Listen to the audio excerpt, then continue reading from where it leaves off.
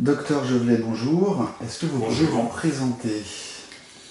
Oui, donc je suis Georges Jovelet, je suis psychiatre des hôpitaux. J'ai débuté ma carrière en 71.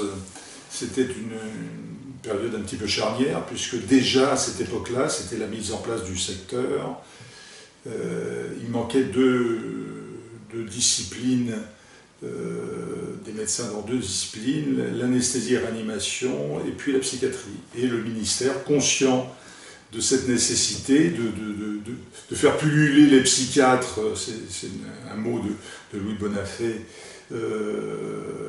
au sein de toute la France, a permis à la fois la dernière année de médecine, la première spécialité à cette époque, et probablement que je saisis un petit peu dans l'après-coup ce qui m'avait motivé, j'ai opté pour la psychiatrie. J'ai commencé comme stagiaire interné, le mot est un peu particulier, à Maison Blanche, où j'ai travaillé pendant une quinzaine d'années avec Pierre Noël, à la fois dans le service, où il y avait déjà une petite unité de psychiatrie du sujet âgé, et puis, surtout, au dispensaire, c'était un des secteurs parisiens, le secteur du 11e arrondissement.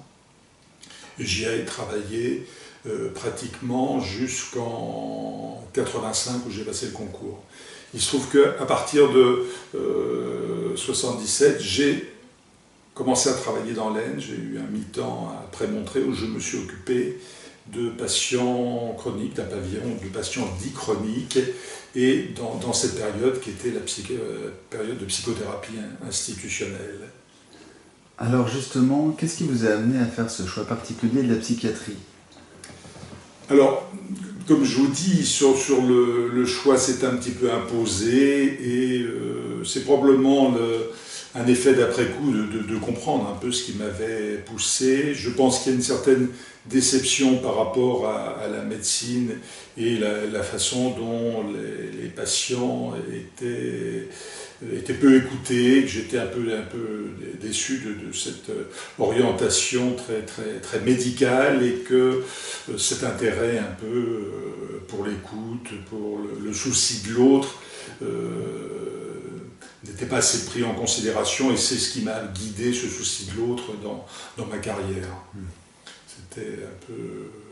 Il y avait déjà, et peut-être plus encore que maintenant, encore des services à l'assistance publique qui étaient quand même très hiérarchisés, avec un mandarinat, comme on disait à l'époque, très fort, et dont pâtissaient toutes les équipes, et puis in fine le patient qui était vraiment ravalé comme objet de soins et pas sujet, dont la parole n'était pas prise en compte, et ni son environnement, le contexte de la maladie. Donc j'ai saisi un petit peu dans cet effet d'après-coup ce qui avait pu me guider vers la psychiatrie, et ça a été effectivement pour moi une ouverture, une parole libre, des réunions.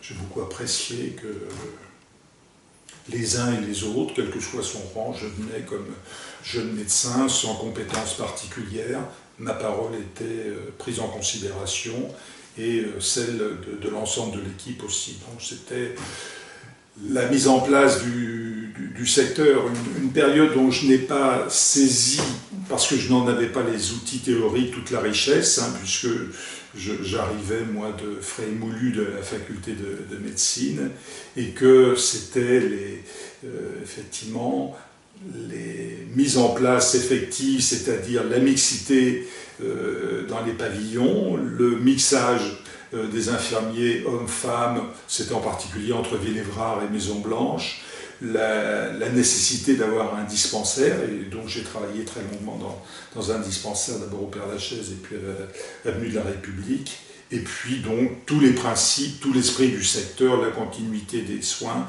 l'engagement au long cours et le respect de la dignité, l'humanité apportée aux patients. C'était vraiment en psychiatrie une vraie révolution.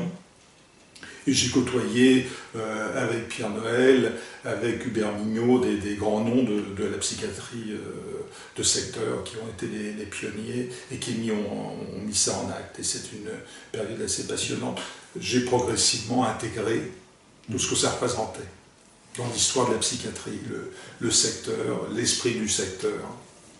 Tout à l'heure, vous avez parlé de la psychothérapie institutionnelle quand vous êtes arrivé à l'hôpital de Prémontré.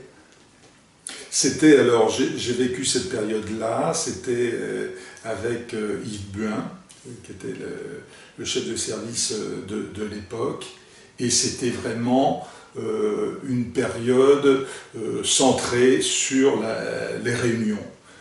J'ai le souvenir, moi, d'avoir été un peu le secrétaire, d'avoir beaucoup écrit sur, retranscrit ces réunions obligatoires de l'ensemble du personnel. Il y avait des réunions de l'équipe, il y avait des réunions obligatoires avec les patients, et on analysait un petit peu le comportement, les contre-attitudes de l'équipe pendant de longues périodes. Enfin, c'était vraiment un travail où il n'y avait pas que le symptôme, c'était le symptôme, le patient pris un petit peu dans son contexte, et une écoute régulière des patients. Moi, j'ai le souvenir de Yves Buin, qui, toutes les semaines, écoutait une patiente, se consacrait pratiquement une demi-heure pour une patiente délirante, et dans un travail à l'hôpital, de travail psychothérapique d'une patiente psychotique. Et c'était vraiment le modèle un peu.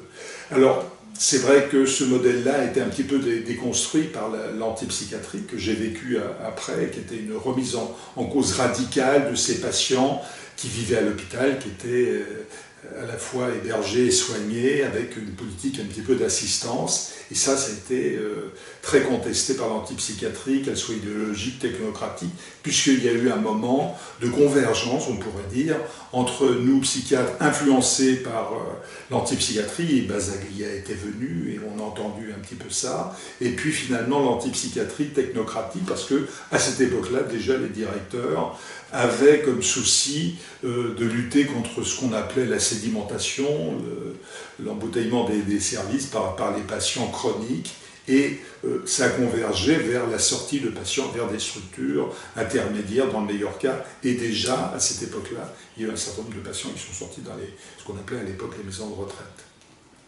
D'accord. Alors justement, vous-même vous êtes spécialisé petit à petit vers l'une des formes de la psychiatrie. Alors, ça s'est fait progressivement parce que, en fait, il y a une période intermédiaire dont je pense que c'est important de parler, à la fois dans l'historique des secteurs, dans l'histoire des secteurs, et puis dans ma propre histoire. C'est que j'ai passé le concours un peu tardivement, j'ai passé le concours en 85, et j'ai pris un poste dans la Somme, un poste alors qui était un secteur sans lit. C'était un secteur, les fameux secteurs sans lit, avec la boutade dont on a parlé, un 100 entre 100 qui le manque, et les 100 lits voisins. Donc c'était un secteur sans lit, mais les patients étaient adressés à 60-90 km en hospitalisation, c'était Philippe Pinel. Donc, ce qui était particulier, c'est que les équipes qui étaient là étaient venues pour fuir un petit peu l'hospitalisation. Et je me suis rendu compte un petit peu des limites à travailler sans structure d'hospitalisation, partielle ou totale. Et rapidement, on a eu l'opportunité de créer un hôpital de jour intersectoriel, et je me suis inscrit dans ce projet. Ça a résisté un petit peu au niveau de l'équipe. Et ultérieurement, à la faveur d'un déménagement des services de médecine dans un nouvel hôpital, sur la même assiette que l'hôpital précédent, mais c'était des services tout neufs, on a libéré ces fameux anciens services, et on a eu l'opportunité de créer des lits de psychiatrie. Et c'est là que je me suis attelé, dans une convergence à la fois avec le directeur, les DAS, les DRAS, à ouvrir 2 unités de psychiatrie, pour les 2 secteurs. Il y avait le Vimeux et le Ponthieu, et ça a été quand même une période très riche, puisque ces services fonctionnent toujours. Et j'ai connu ce qui était aussi la création d'un certain nombre de secteurs à l'hôpital général, avec une richesse de contact, de psychiatrie de liaison avec les services de médecine et de chirurgie, la proximité des urgences, et en même temps l'hôpital de jour, et je trouve ça très intéressant, des petits services avec effectivement moins ce problème de chronicisation auquel on était confronté, et puis tout le travail avec le médico-social. Nous travaillons aussi avec les maisons de retraite. Alors je dis ça, c'est une expérience très exaltante de cette création, avec les limites, c'est-à-dire qu'au bout de près de 15 ans, j'étais confronté aux difficultés récurrentes de recrutement de collègues médecins, parce que c'était à Ville et c'était un peu loin de tout. Et je me suis retrouvé, au fil de départ de collègues, de difficultés de recrutement, à être un peu l'homme providentiel et avoir à m'occuper un petit peu de tout, au point que c'est devenu critique et que je voyais un peu mal la façon de contourner cet obstacle qui était un peu aussi celui de collègues dans des zones dites un petit peu périphériques. Et pour ces raisons-là, et aussi parce que je gardais l'idée de m'occuper de psychiatrie du sujet âgé, et que je savais qu'un poste était vacant après Montreuil, j'ai muté, j'ai demandé ma mutation pour venir travailler à nouveau dans cette unité de psychogériatrie après Montreuil. Ça s'est passé en 2002 et j'y suis resté jusqu'en 2014, et là c'était l'expérience véritablement de psychiatrie du sujet âgé que j'avais eu quand même l'occasion, j'avais toujours eu un intérêt particulier et que là j'ai pu développer vraiment activement. Oui, c'est-à-dire quelles ont été les différences entre la constitution du service quand vous y êtes arrivé et puis les années qui ont suivi? Alors, bon, je pense qu'il y a j'ai moi calqué mon fonctionnement, c'est quand même mon modèle, c'est quand même le secteur, la continuité des soins, l'ouverture. J'ai vécu, moi, été confronté à des secteurs avec une politique frileuse de l'entre-soi, et j'ai repris ce modèle-là parce que je considérais que cette structure intersectorielle de psychiatrie du sujet âgé devait fonctionner sur le principe d'une ouverture et de contact. Alors, on a développé tous les contacts avec les institutions médico-sociales, en particulier donc les EHPAD, les cliniques, les interventions à domicile. Alors on avait ce qu'on appelle maintenant les équipes mobiles qui étaient réduites à une infirmière, mais qui intervenait avec souvent l'assistante sociale, quelquefois conjointement dans des VAD d'évaluation avec la psychologue du CLIC, et puis une fonction de l'hospitalisation courte, à la fois pour des personnes venant du domicile, et puis aussi de ces différentes institutions, et aussi une ouverture par rapport à mes collègues de psychiatrie générale qui pouvaient à certains moments adresser des patients âgés. Alors, ça veut dire quels sont ces patients? On pourrait dire c'était une population assez diverse, puisqu'on avait des décompensations psychotiques tardives, on avait des psychotiques âgés, et puis on a développé aussi, moi j'ai fait un DU de formation autour de démence, qu'on doit appeler maintenant les troubles cognitifs majeurs, pour effectivement prendre en charge les patients Alzheimer. Je considère qu'on n'a pas à délaisser ce champ des maladies neurodégénératives. Quand je dis maladie d'Alzheimer, il y a toutes les maladies apparentées qui sont les maladies à corps de Lewy ou des dégénérescences frontotemporales. On n'a pas à laisser ce champ-là aux neurologues ou aux gériatres. Je pense qu'il faut qu'on soit présent. Ça fait partie de notre corpus théorico-clinique. Si vous prenez l'ouvrage de Henriet, vous verrez l'importance qu'il accorde effectivement à cette pathologie-là. C'est pas hors champ de la psychiatrie, c'est à intégrer. Et donc, je me suis occupé aussi de ces affections neurodégénératives, mais il faut aussi une formation continue. Et je me suis formé à cet exercice-là. Oui, peut-être que vous pouvez dire deux mots sur les théoriciens de la chose, ou les théories en tout cas qui vous ont inspiré, les outils de travail. Alors, outils de travail dans le cadre de la psychogériatrie, c'était aussi la psychothérapie institutionnelle. Alors c'est vrai qu'elle n'a plus, il y a deux choses qui sont de moins en moins présentes dans nos services, c'est la psychanalyse qui a été de fait un peu évincée. Et j'ai eu l'occasion, moi, de travailler, et c'était une période aussi assez favorable, après Montré, après Buin, je vous ai dit Buin, c'était la psychothérapie institutionnelle, et après il y a eu Rollin Proca, qui était un psychanalyste de l'école de la cause, et ça a orienté un petit peu la pratique, donc j'ai un peu... Quand moi-même j'avais une expérience analytique personnelle, c'était une période très, très riche, je trouve ça très, très intéressante. Et puis, donc, dans le service, ce qui a fonctionné, c'était plus le modèle des psychothérapies institutionnelles, hein, avec les infirmiers, les réunions. Moi, j'avais effectivement une psychiatrie quand même éclairée, je dirais que peut-être par la psychanalyse. Hein, c'est une formation à la fois théorique et puis personnelle, qui imprègne probablement mon travail. Et une psychiatrie qui se démarque un peu d'une conception, y compris pour les malades d'Alzheimer, d'une conception uniquement neurobiologique. Je pense qu'il y a quelque chose de la dimension de souffrance, la dimension contextuelle, à prendre en considération l'environnement du malade. Ce qu'on consacre beaucoup de temps, c'est les familles, les aidants. Et ça fait aussi la richesse. En tout cas, ne jamais réduire. Alors je sais bien qu'il y a des modèles où on est confronté effectivement à ces problèmes qui sont de l'ordre des neurosciences, en tout cas pour ce qui est de l'évolution de la maladie et des dégâts. Mais il y a aussi une réflexion à mener sur l'origine, parce que les neurologues décrivent parfaitement l'évolution de la maladie, hein, au niveau du cortex cérébral, enfin au niveau du cheminement et de l'aggravation, mais ils ne posent pas la question du pourquoi. Et c'est vrai qu'il y a dans le champ psychopathologique une réflexion sur qu'est-ce qui fait que les gens tombent malades. Et c'est vrai qu'il y a, avec en particulier l'école de Limoges, hein, avec Léger et Clément, une théorie autour de phénomènes traumatiques de l'enfance dans la vie des personnes. Et ça, je trouve que c'est tout à fait intéressant et des études très, très robustes, hein, là-dessus qu'on met de côté.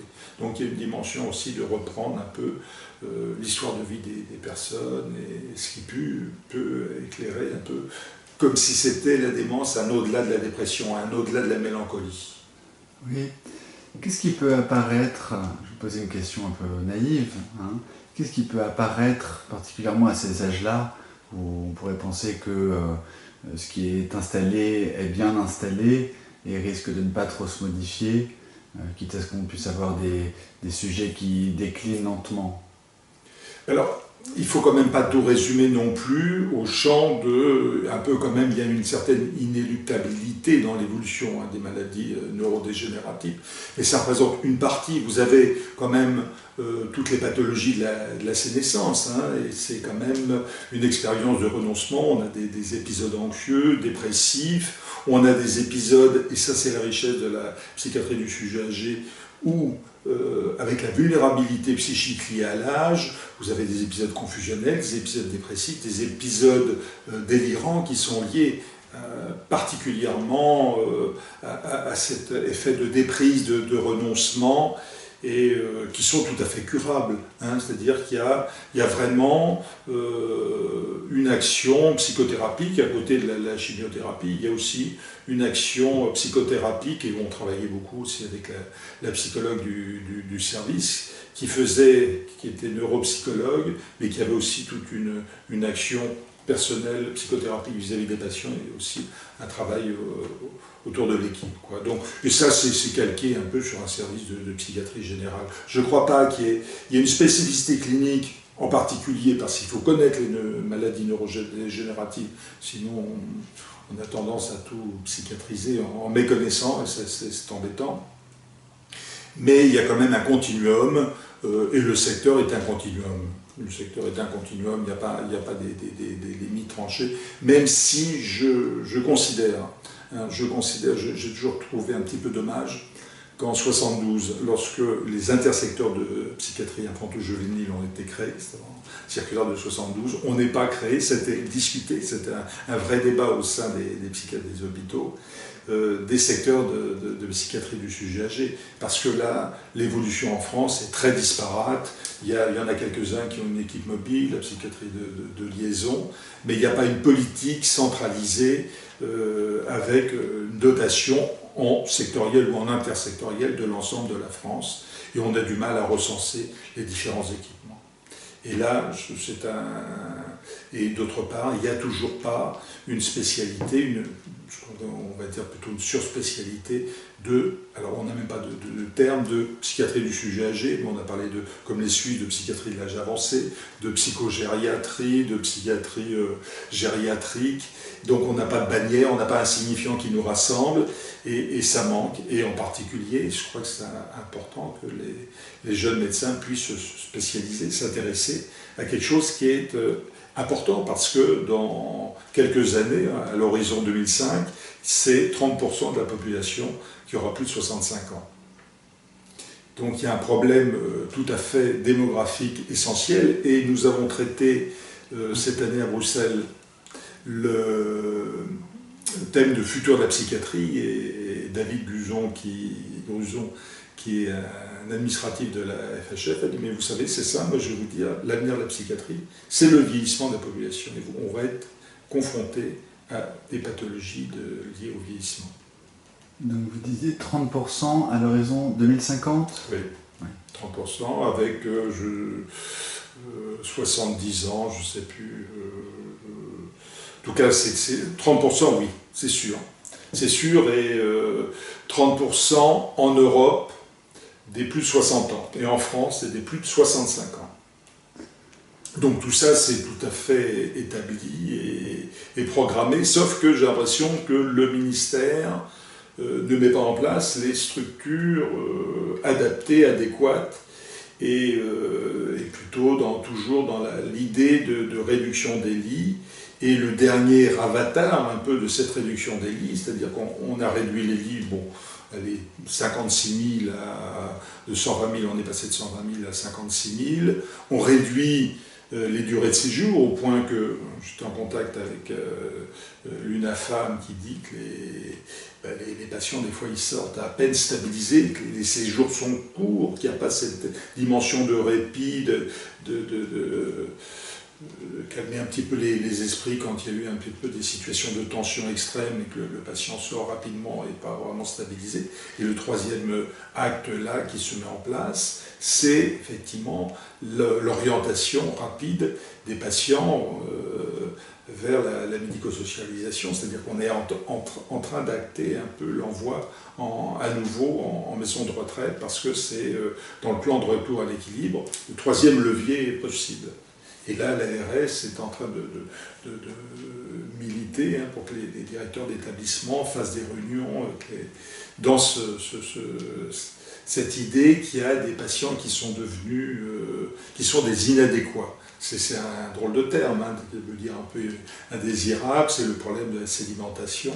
Et ça, c'est un problème éthique grave, parce qu'il y a aussi des phénomènes d'inséparabilité, c'est-à-dire de ces patients qui vivent depuis des années à l'hôpital et qui sont dans une relation symbiotique, et pour lequel l'envoi dans des structures médico-sociales qui ne sont pas habilitées, qui ne sont pas prêtes, pose problème.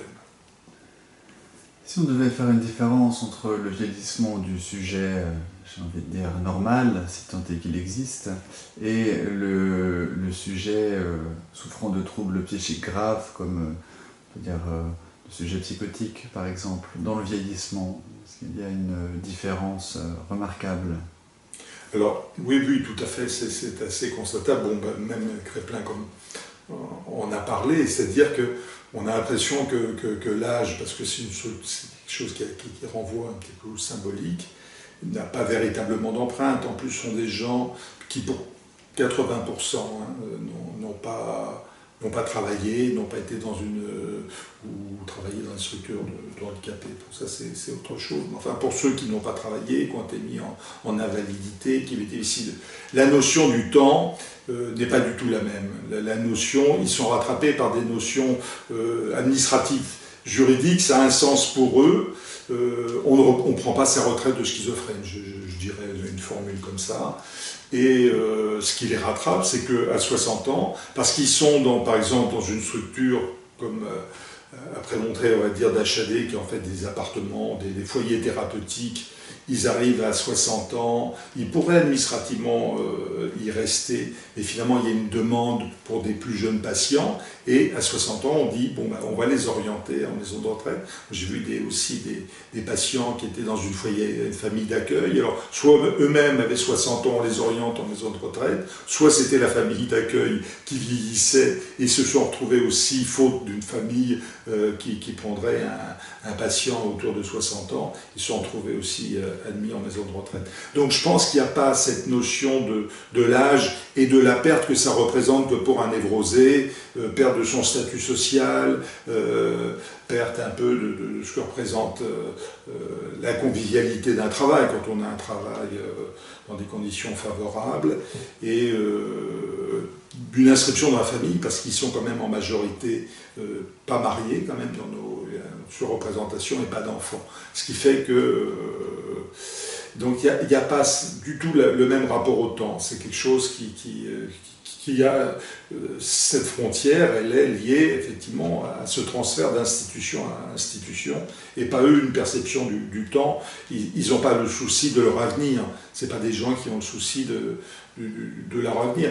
Ils ont même un certain déni, quelquefois, sans parler de formes délirantes autour de Cotard ou de choses comme ça, de la mort. Je crois qu'il y a quelque chose là qui peut les confronter, par exemple.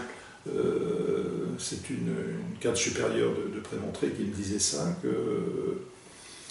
un patient n'a pas supporté du tout l'environnement de personnes dépendantes, très malades, très vieilles, et en particulier la notion de décès, qui est même un événement qui arrive assez fréquemment en maison de retraite, puisque les gens ont 85 ans en moyenne, et qu'il a été complètement affolé, parce que tout d'un coup, il y a quelque chose d'un réel de la dépendance, un réel de la mort, il a demandé en urgence à retourner dans son...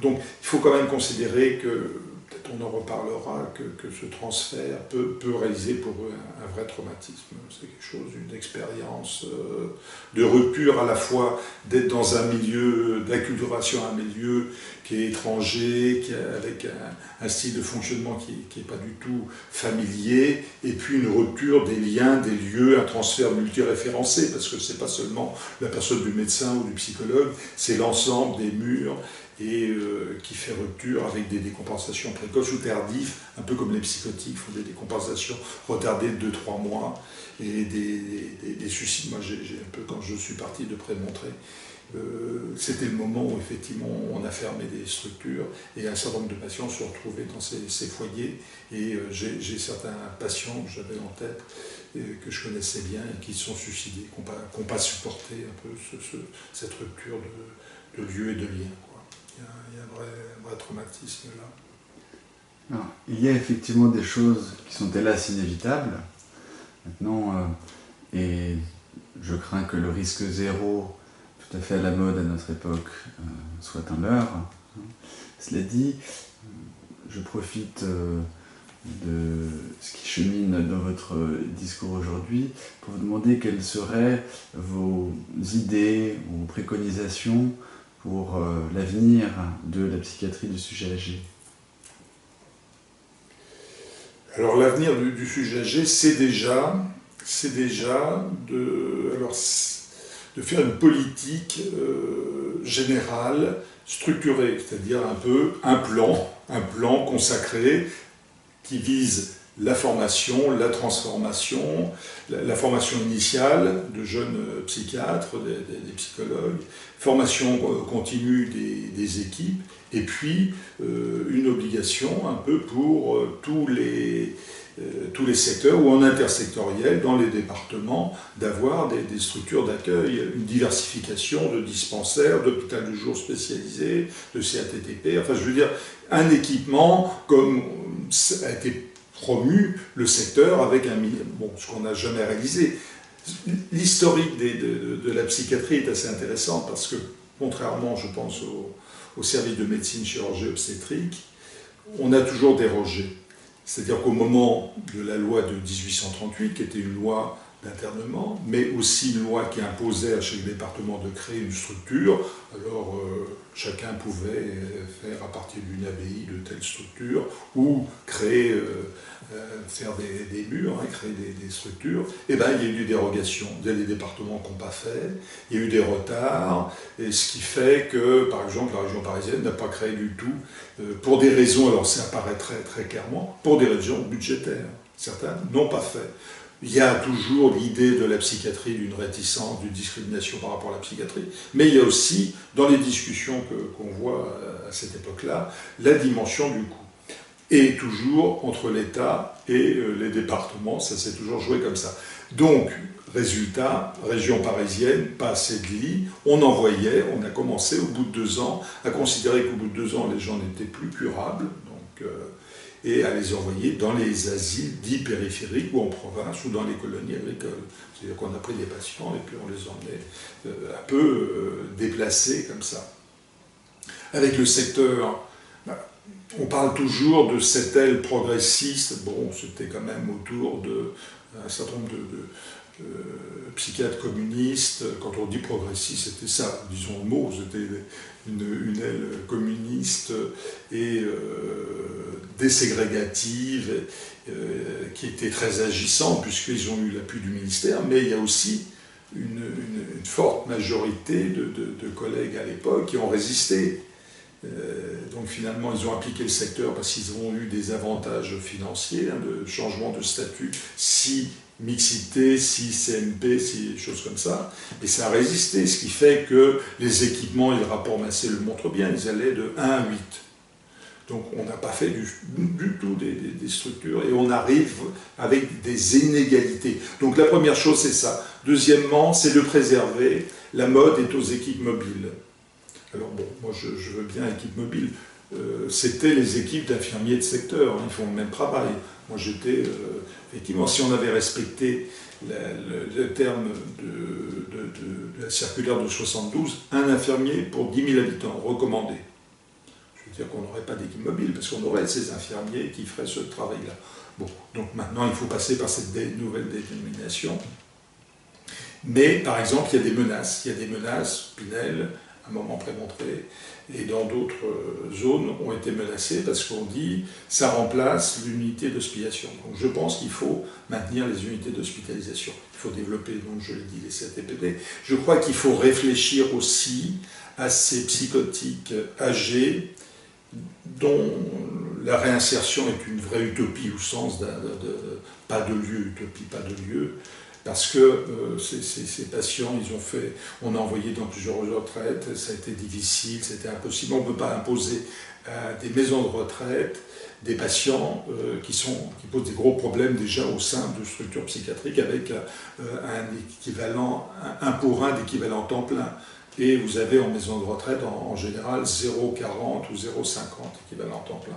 Donc il faut réfléchir à des petites unités pour ces patients-là qui ne sont pas forcément d'hospitalisation longue, plutôt que de dire à demeure, hospitalisation longue, et puis si vraiment c'est leur lieu de vie et de soins, eh bien les maintenir là, avec des formules diverses. Il y a en particulier, j'ai visité en Belgique des structures qui étaient dans un hôpital psychiatrique qui avait fermé pas mal de pavillons, qui étaient en ville, parce qu'il ne faut pas que les choses soient excentrées, et qui avait aménagé des logements résidentiels avec quand même l'idée qu'il y avait des psychiatres pas trop loin et une densité d'infirmiers mais ils avaient leur autonomie, ils vivaient là. Donc il faut inventer des différentes structures résidentielles. Et puis donc l'idée aussi, moi, que je défends, c'est celle qui se fait actuellement de recentrer des petites unités pour psychotiques âgés dans les maisons de retraite, avec des moyens, et il y a quand même quelques réalisations assez exemplaires il y a toujours la tentation, le risque, pas la tentation, c'est plutôt un risque de virus asilaire et que les patients soient regroupés. Mais non, parce qu'il il faut augmenter le temps de psychologue, on augmente le temps d'infirmier, d'aide-soignant, et puis il y a des psychiatres qui peuvent avoir jusqu'à un cinquième de temps. Donc ça, c'est aussi à défendre. On parle de structure publique ou privée, là? Moi, je ne ferai pas, je veux dire, je voudrais qu'il y ait un cahier des charges. Ça peut être le public, ça peut être le privé. Moi, ce qui importe, c'est les conditions de réalisation. Je pense aussi que ce qui se fait pas actuellement, il faudrait introduire dans l'habilitation de ces structures, on n'a pas encore bien le nom, moi je trouve que c'est une structure d'accueil pour les psychotiques, handicapés psychiques âgés, à peu près de 15 lits. Ce que je trouve, on n'a pas abordé ça, et qu'il faudrait l'introduire, c'est éventuellement dans l'habilitation, c'est la place d'un juriste, parce qu'actuellement il y a un vide juridique autour de l'accueil de patients, mais présentant des maladies d'Alzheimer, mais aussi des psychotiques, dans certaines structures complètement fermées. Et autant à l'hôpital, vous avez des contrôles de plus en plus importants, et c'est un acquis, en particulier le contrôle du juge de la détention et des libertés. Mais je crois qu'en maison de retraite, c'est un grand vide juridique, y compris parce que le contrôleur général des lieux privatifs de liberté ne vient pas contrôler ces lieux. J'ai visité des structures entourées de hauts murs, j'ai visité des structures complètement fermées, avec à l'intérieur encore une structure fermée où séjourner des patients psychotiques. Ça pose problème, puisque, donc, en particulier, le contrôleur général doit visiter et contrôler l'ensemble des structures fermées. Et certaines maisons de retraite en font partie. C'est rare, quand même, les maisons de retraite où vous puissiez rentrer sans digicode. Il y en a qui sont fermées. Il y a certaines structures, je n'ai pas pu visiter, je l'ai regretté. Et puis, vous avez vraiment des structures fermées. Qu'est-ce qui s'y passe? Et puis, il y a toutes ces maisons de retraite où vous n'allez pas, où séjournent certains psychotiques qui sont éventuellement ségrégés, médicamentés. Donc ça, c'est aussi un problème sur lequel il faudra intervenir. Et je solliciterai notre organisation scientifique. C'est le problème du traitement, pour qu'il y ait une recommandation concernant l'adaptation des traitements pour les psychotiques âgés, puisque là, on voit que les traitements sont inchangés pendant 10, 20, 30 ans, et finalement vous vous retrouvez avec des gens de 80 ans qui ont des traitements complètement inadaptés à leur âge, inadéquats, et qui sont renouvelés par les médecins traitants, parce que dans les maisons de retraite, quand même, 50% de nos patients psychotiques ne sont vus que par des médecins traitants. Et vous savez comment ça marche, il y a des maisons de retraite, il y a 50 médecins traitants, donc c'est un peu un renouvellement, et puis le clic informatique fait que l'ordonnance est renouvelée, et si le patient est agité, on double les doses, et puis donc il y a un vrai travail, et c'est des institutions très particulières au niveau de la gouvernance, ça j'ai un petit peu réfléchi là-dessus. Donc, et puis le réseau, et puis sinon la formation, beaucoup la formation effectivement des équipes. Oui, le sujet âgé est avant tout un sujet. Le sujet âgé est un sujet, je crois qu'il y a à considérer, effectivement, avec humanité, dignité, il n'y a pas de ségrégation d'âge, je contre toute forme d'agisme. Alors, j'ai pensé d'ailleurs à propos d'agisme, de ségrégation par l'âge, donc penser un peu à en reprenant, puisque le syndicat a parlé, après, à faire emprunt effectivement à la psychiatrie en marche, c'est un signifiant nouveau que tout le monde utilise, on va en abuser je crois, effectivement de cette politique un peu qui est à craindre vis-à-vis des psychotiques qui sont chroniques, sédimentés dans nos structures, de dégagisme. Or le dégagisme contient la notion d'agisme, donc là il y aurait une discrimination d'âge. Mais donc je crois qu'il faut être prudent à traiter effectivement toujours avec beaucoup d'humanité, de dignité, et quel que soit l'âge, écouter les patients à ce qu'ils ont à dire. Et j'ai été un peu frappé par les conclusions, il se trouve que dans mon travail, je me suis dit, mais j'écoute, il y a eu un questionnaire envoyé à des équipes, j'ai beaucoup écouté les équipes, que ce soit les psychologues, les médecins coordinateurs, j'ai dit, j'avais des vignettes cliniques, mais je suis astreint par principe de dire je suis psychiatre, je reçois des patients, il faut que je donne la parole à des patients. Et c'est 2 patients pour lesquels il y avait une bonne indication, je trouvais, d'en voir en EHPAD et l'autre une moins bonne indication. Et j'étais un peu étonné des conclusions et qui m'a amené, moi, parce que j'étais décalage dans une institution entre moi, que je trouvais très bien, très convivial, un peu calqué sur les services de psychiatrie, et puis ce qu'en disait le patient, je disais, mais où j'étais, j'étais bien aussi, et à travailler sur la notion de qualité de vie. Et bon, j'avais utilisé ça un peu comme un syntagme sans s'y attacher à un poids particulier. Mais je crois que s'intéresser à la qualité de vie qui dépasse un peu le patient porteur d'une maladie ou un patient handicapé avec ses incapacités, mais vraiment, et ça c'est un peu une démarche un peu anthropologique, la qualité de vie et qu'est-ce qu'en dit de son devenir, de là où il est, de ce qu'il vit, le patient par rapport à ce qu'on lui propose. Et c'est toujours, on peut avoir des surprises. Parce qu'on est en décalage avec nous, ce qu'on en projette. On projette beaucoup sur les patients psychotiques, de ce qui sont contents, pas contents. Et ce qui m'a fait un peu penser à une patiente qui avait passé 30 ans de sa vie à Sainte-Anne et qui considérait, c'est Benoît Dalle dans son livre Traverser Sainte-Anne, qui relate ça à propos de l'érotomanie, une patiente délirante érotomaniaque, et qui avait été en continu 30 ans à Sainte-Anne, et quand on l'interrogeait, elle trouvait sa vie réussie, parce qu'elle avait été toujours animée de cette passion, de cette idée délirante. Et le délire est un des éléments de qualité de vie, de préserver un lieu pour vivre sa folie. À minima, je veux dire, il ne faut pas effectivement qu'elle envahisse un peu son champ et que ça soit quelque chose de destructeur, que ça respecte les autres, les équipes. Mais je crois que c'est peut-être une chose importante, c'est d'avoir un lieu. Est-ce que les patients aujourd'hui ont un lieu pour vivre un peu, à minima, leur folie, pour exprimer ça? On a une exigence autour de la rentabilité des actions thérapeutiques qui fait qu'à peine un patient arrivé, il faut parler de guérison, de rémission. Et on voit ça maintenant en termes de neuroleptiques, c'est ce qui est privilégié, et rapide, toujours efficace, rentable.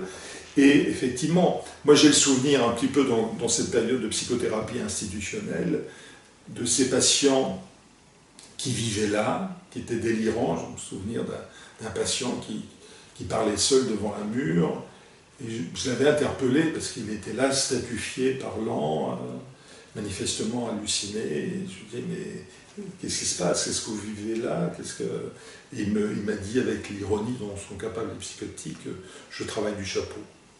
Je trouvais que c'était une belle formule, mais enfin il y avait ces patients là pour lesquels, alors peut-être c'est une dépendance induite, hein. C'est sûr que quand j'ai travaillé moi à l'hôpital général et on était autonome sur le plan du nombre de lits, 30 lits, effectivement, il faut toujours jongler un peu avec le manque de lits et inventer peut-être plus que quand on a des lits à sa disposition. Oui, soigner, c'est ne pas s'interdire une forme de créativité, parce que il n'y a pas de honte, et même au contraire, à reconnaître la poésie qu'il peut y avoir dans le délire. Ça n'empêche pas d'avoir des références scientifiques, et surtout ne pas oublier que soigner en psychiatrie, ce n'est pas interdire le délire. Alors ça c'est difficile à faire entendre. Je crois qu'on est dans une génération où on s'intéresse, ça c'est les psychanalystes quand même, qui s'intéressent, phénoménologie, mais la psychanalyse surtout s'intéresse au contenu du délire, et travailler là-dessus, c'est un matériel, c'est riche, c'est la richesse un peu de la création du sujet. Ça peut être une richesse et que c'est une solution pour le sujet. Et on voit bien que cette exigence qui fait qu'on calque les sujets psychotiques sur les malades d'Alzheimer, ça fait que ce qui est normalo-apathique, c'est effectivement le silence, et l'apathie considérée comme une façon de guérison pour un psychotique, au prix d'une abrasion avec beaucoup de neuroleptiques. Et ça, c'est la passivité, le syndrome de passivité, c'est quelque chose qui est présent à l'hôpital psychiatrique, y compris d'ailleurs avec les traitements, qui seraient peut-être à réadapter aussi, mais très présent dans les maisons de retraite. Et ce qui est étonnant, c'est que ce syndrome de passivité et les effets des neuroleptiques ont été dénoncés par exemple par Paul Baldweg, un psychiatre lyonnais qu'on connaît à travers fait partie des psychothérapies qui étaient à Saint-Alban, on le connaît aussi à travers ça, et qui en 59, c'est-à-dire que les neuroleptiques 52, donc la généralisation, on voit que 59 c'est très tôt, c'est insurgé contre l'usage, le mésusage des neuroleptiques avec un syndrome de passivité, avec aussi des moments d'agressivité. Il a anticipé un peu ce que pouvait être le syndrome de passivité des neuroleptiques. Et on l'a un peu oublié parce que quand il y a ce côté passivité, agitation, on considère que l'agitation fait partie du symptôme psychotique, on rajoute encore des neuroleptiques. Donc ça, c'est quand même important à rappeler et à se décaler d'une option neurobiologique, les neurosciences qui résumeraient la condition humaine. Je crois que la parole, l'écoute, c'est la dimension, effectivement, est essentielle. Il y a vraiment ces deux jambes à respecter. Et puis la troisième étant, si on peut dire, le social. La psychiatrie s'est quand même aussi construite autour du social, et le social rattrape un petit peu nos patients dans la mesure où la précarité sociale, le chômage, fait que tous les patients que moi j'ai connus au début de ma génération, qui pouvaient trouver des petits boulots, qui avaient quand même plus facilité d'insertion, sont maintenant laissés de côté et ce qui favorise un peu la chronicisation, cette difficulté d'insertion sociale. Effectivement, vous entendre, c'est un plaidoyer pour le vivre ensemble. Bon. Je pense qu'on va s'arrêter là.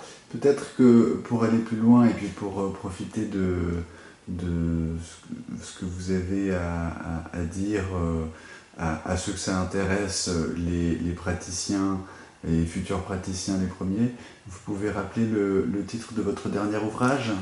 Alors, ça s'appelle Ces psychotiques qui vieillissent, et c'est centré un petit peu sur le destin, parce que c'est un travail au départ anthropologique, puisque c'était à partir d'un mémoire d'anthropologie qui envisage les choses un petit peu plus larges, effectivement, et qui envisage un peu les différentes modalités, indépendamment des lieux, puisque je prends en considération également les patients, et c'est une majorité qui vivent au domicile, ça prend en considération aussi les aidants en psychiatrie.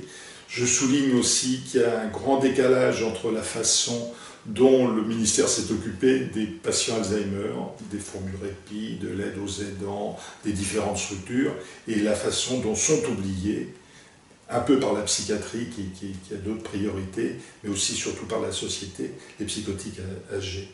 Donc c'est un peu les oubliés, c'était un moment l'idée de ce titre-là, pour les psychotiques, qui sont des personnes vulnérables, qui sont une minorité non agissante, qui ne réclament rien.